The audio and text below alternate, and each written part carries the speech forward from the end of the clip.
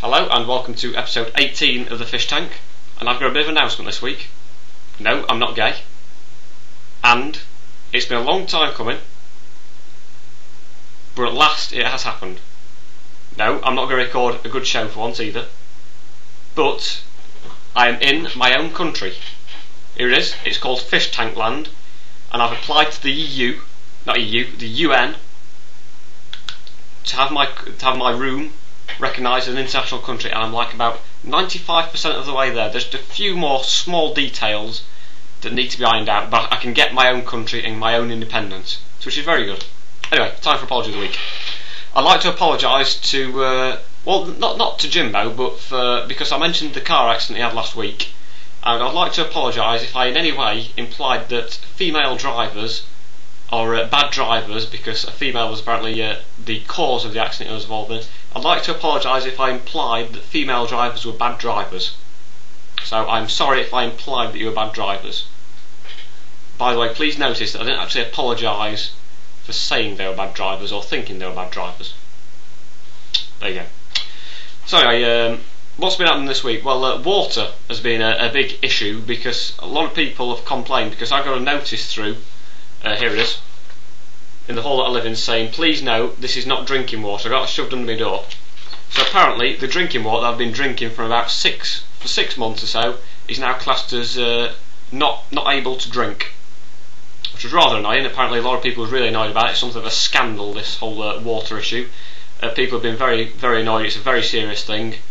I, however, have decided to call it Watergate, rather amusingly. But apparently this could actually be a sticking point for me getting independence as a country, because I can't supply clean drinking water to everyone. So there you go. But anyway, aside from that, new things. Fish? What on earth's this?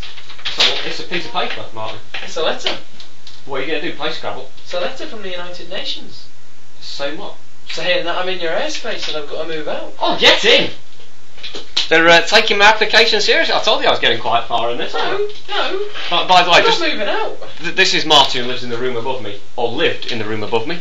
So what exactly is the problem? Oh, just because I'm recording, let me say you go right like that. Alright? Sorry, people. I've got viewers, just respect them, okay? Got 4 viewers now. Alright. So what is the letter anyway? Saying I'm in your airspace. Right, okay, I'm not in your airspace. well, you are, because You're in my floor space. No, you're not a country, though, are you? Either are you. Well, I'm about 95% of the way to bin there. There's just a few minor details. No, 100%. Well, look, right, okay. I'll allow you to stay there for a bit, but I'll allow you to stay here. no, because you're not your own country here. Right, I'll allow you to stay there, but one thing I'm going to ask is, when I get an international visitor, obviously you might get a helicopter parked in your room. Is that okay? No. Why not? Can't have a helicopter in my room. Right. Yeah, you sometimes have like small miniature hand fans to keep you cool on a warm day. Yeah. It'd be like that, but like about 1,000 times bigger, and thus will keep you about 1,000 times cooler. So that'd be pretty cool. Yeah. I like it. In terms of your body temperature, I wouldn't ever say you're particularly cool in any other sense. Right. So, but I don't think I'll get it. The application's not fully gone through yet because of the water problem. What? What's the problem? Well, we must have got it. Have you seen it? No. Yes. Apparently, too much lead in the drinking water. How much lead's in there? Quite a lot, apparently. There's that much lead in the drinking water that if you now turn me upside down, you can write with me. And I've been drinking it for 6 months. You can write back to the United Nations with yourself then. What? Right? Tell them to stuff their lair. Well, no. I'll sort it out for you that you can stay up there. Okay? Thank you, Fisher. Apparently, one problem is that too much lead in the drinking water can send you a bit mad. I think you've probably been affected. You were affected 18 episodes ago. Yeah, very funny. Hey, hang on, wait a minute. Did you show your passport when you came in here? No.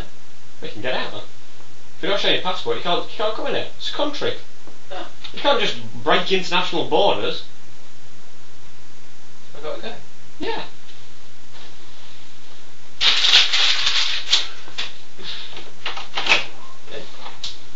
God, get out. Disgraceful. He just wanders into a country and then he litters it as well. Can you believe it? I don't know. So anyway, sorry about that, but as I say, it is proof that the international the United Nations is taking our application seriously. So there you go. So what else is happening today? Tonight is the launch of Big Brother 8. So it'll be interesting to see what kind of candidates they can get to appear on the show. So apparently one of my friends might be appearing on it, but I'm not fully sure of that. So can they actually get anyone stranger than they've already had previously?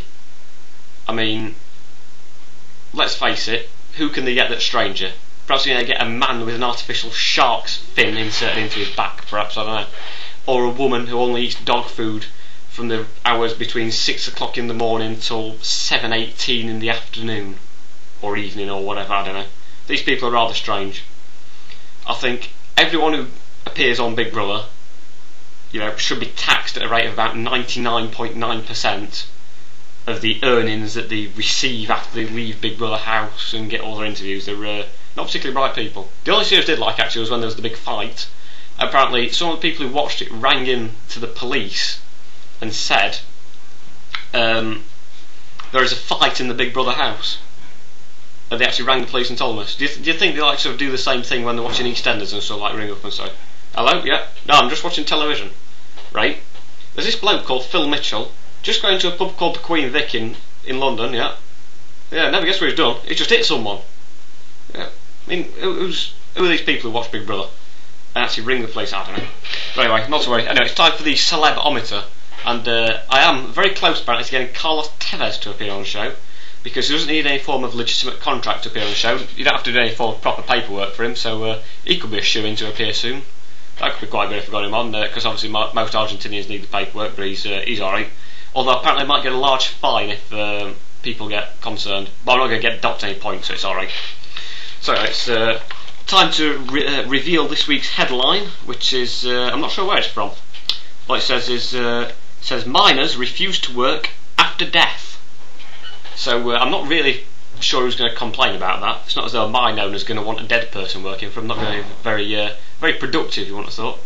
It's probably not a headline from this country because there's not many mine workers left. That's probably due to the government of Mrs Thatcher, but I'm not going to go into that now. Anyway, it's time as well also for quote of the week, and this is from David Coleman, the some people say master of word botching.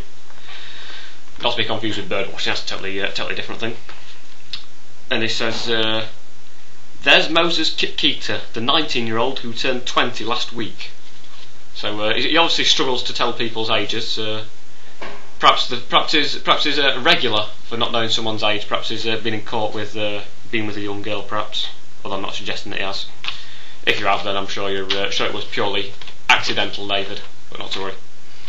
So that brings an end to the show, and well, I'll see you next week, pretty much. I mean, who knows? Gordon Brown might be the Prime Minister by this time next week, maybe. We'll have to wait and see. Apparently he's already come out this week and said he's not going to make the mistakes that Tony Blair made. Apparently he's more than capable of making his own. So, I'll see you next week. Bye.